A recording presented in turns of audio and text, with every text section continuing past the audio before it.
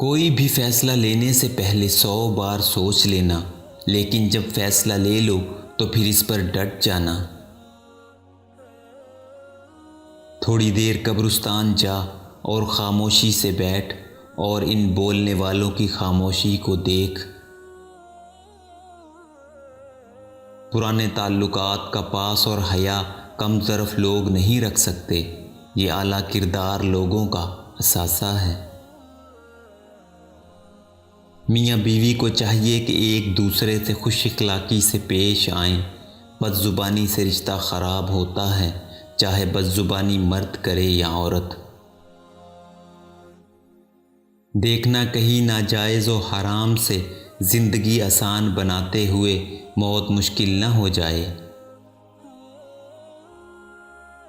اپنے آپ کو اچھا بنا لیجئے، دنیا سے ایک برا انسان کم ہو جائے گا۔ اکثر سستے لوگ ہمیں زندگی کے مہنگے سبق دے جاتے ہیں۔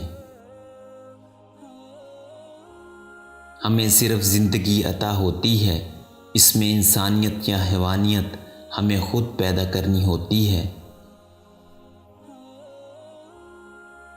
جب تم بغیر کسی وجہ کے خوشی محسوس کرو تو یقین کر لو کہ کوئی نہ کوئی کہیں نہ کہیں آپ کے لیے دعا کر رہا ہے۔